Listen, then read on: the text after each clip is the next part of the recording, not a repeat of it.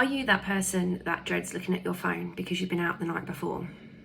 Have you woken up and got blackouts and not really sure what you've done? Are you that one that wakes up and you've got a glass of wine by your bedside? Do you know what? That was me. And things can change. As you've probably seen this week, I am 6 months alcohol free, and I was all of those things. And if I'm really honest, I was also that mum that put her boys to bed, and when I woke up in the morning, I can't remember even putting my boys to bed.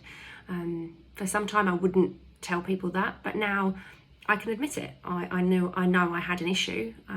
It was something that I thought I could control. I thought I could cut back. I thought I could do January no drinking and then sort of ease back into it, and I didn't. I had a lot of stresses, I had a lot of strains, so I drank when I had a good day, I drank when I had a bad day. My partner and I, we would argue because of things going on at home, and that would cause me drinking. I'd go upstairs to get out of the way, and I'd take the bottle of wine and a glass up to bed with me. In my head, there was nothing wrong with that because I was just getting out of the way and having some me time, but actually I'm taking a bottle of wine and a glass to bed. It's not good. It wasn't right. So I decided something had to change. I'm not one of those people that can cut back. I now know that. And it's taken me a long time to figure that out. Like I said, I wanted to cut back. I wanted to stop in January, but I always slip back into my bad habits. So 11:30 on New Year's Eve, I decided that was it. I'd had enough. Coming downstairs, spoke to my husband, told him that I wouldn't be drinking anymore. The next morning he said, "Kirst, do you remember what you said?" I said, "Actually, I do. I'm not drinking anymore." There was something in me that time that I just knew I wasn't going to drink again.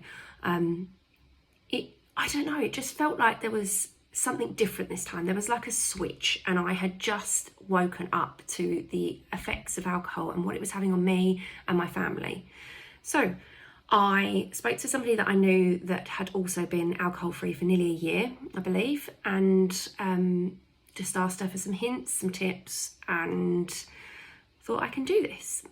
I didn't want to tell lots of people, so I told my husband and I told Arthur, my 8-year-old. I knew that I didn't want to let him down. I knew he'd hold me accountable, so I told him. He was like, "Why are you telling me this, Mummy?" And I said, "Because I want you to know that I want to change. I want to be a better person. I want to stop drinking alcohol." He said, "Okay then." So without him and my husband, I wonder whether I would have been able to stay alcohol free. But like I said, he was my accountability person. So I started listening to podcasts. I started to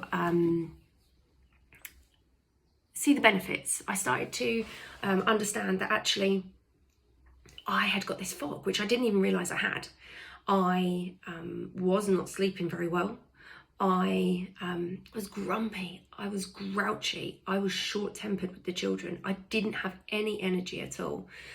And gradually over time, I started to notice that actually my head was a lot clearer. I didn't have to pretend I didn't have a foggy head. And I was drinking 4 or 5 nights a week, and I was drinking quite a lot by this point.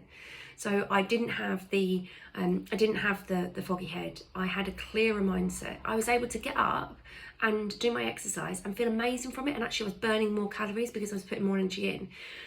Now, anybody that knows me knows that I eat healthily, I do exercise, I walk the dog, I drink lots of water, so I'm a very healthy person. But what they didn't see was the amount of alcohol I was drinking, and I felt like a bit of a fraud. So then I started to see the benefits of not drinking, and everybody else could start to see the benefits too. My boys could see it. I'd get up on a Saturday and a Sunday morning and take my boys to football, and I felt great. It took a little while for physically things to change. I didn't realise, and again, that photo I put out on my 6 months was how very bloated I was. I was really bloated. My face was horrible. The photo was absolutely horrible. But now, obviously, I feel like my face is no longer bloated. I've got lots more energy. I've set up my business. I'm doing really well with my business. I've got so much time for it, and I'll work sometimes at 8 o'clock at night because the kids are going to bed, whereas before I'd think, oh, do you know what, I'll have a glass of wine, and sometimes I now get up 5 mornings a week at 6 o'clock and I do workouts or walk the dog. I wouldn't have been able to do that before. So yeah, I'm seeing lots and lots of benefits, and as the time goes on, I'm seeing more and more. But what I would say is stick with it, because actually you're not going to see the benefits straight away. You aren't going to see lots and lots of energy straight away. You're not going to realise that actually your sleep is getting better, but it will come. What I will also say is that there's a lot of times when people think it's hard to give up alcohol. And I didn't know whether to share this because I didn't want to put people off or people to think, you know what, oh, Kirsty, typical Kirsty, she's found it easy. But I did. Once I got it in my head that I was going to give up alcohol, I found it really easy. So, like I said, I didn't want people to hear that, because I think all the time people say, oh, it's really hard to give up alcohol, everybody's drinking, you're going to be the bore, you're not going to want to come out.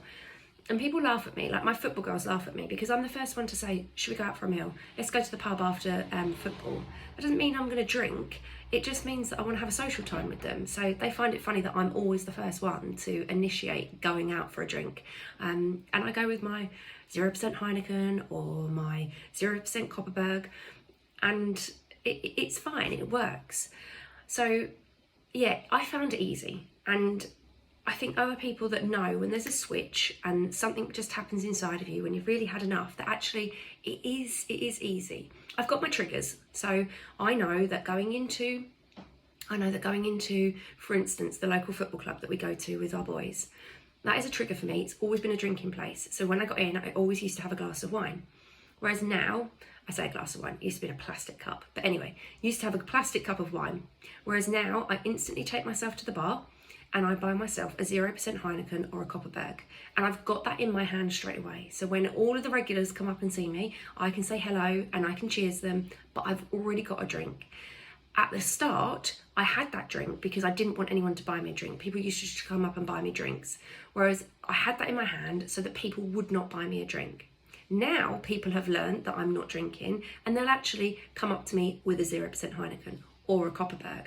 So things are slowly changing. But if you know you've got a trigger, figure that trigger out and work with it and adapt to make sure that that trigger is not going to cause you to turn to the alcohol.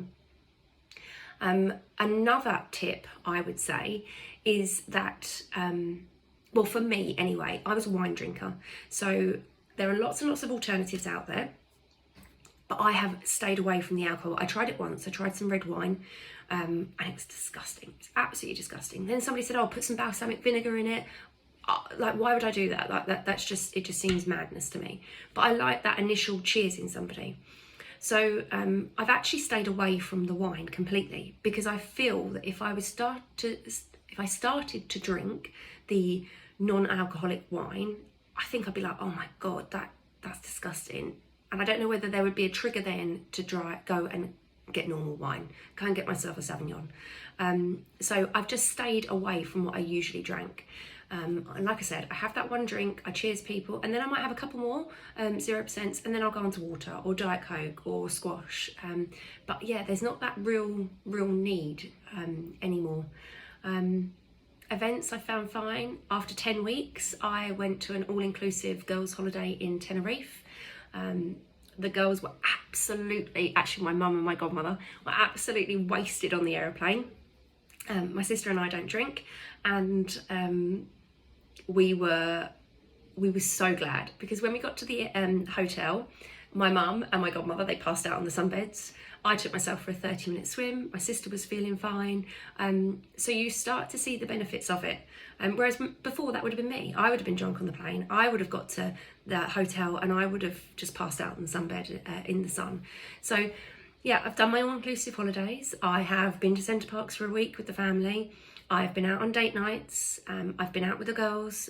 So I've done all of those things now.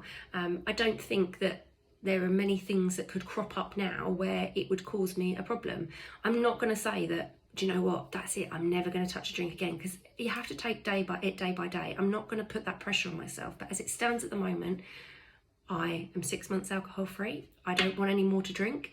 I don't want to have any alcohol at all. And I'll keep going. And you know what, if I have a blip, that's a blip and it's fine. And I'm going to pick myself up and I'm going to go again.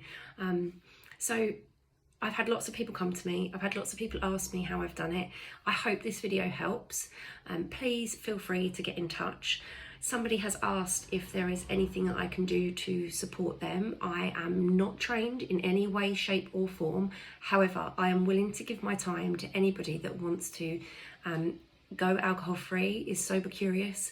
Please get in touch with me. I'm happy to put together some sort of group, or WhatsApp group, Facebook group, and we can sort of bounce ideas off of each other. Come to me if you're feeling gross and you feel like you're going to go to a place where there's a trigger, a hen do, stag do, anything like that. I'm not just here to help mums with this, I'm here to help anybody that wants to give up the alcohol or is sober curious.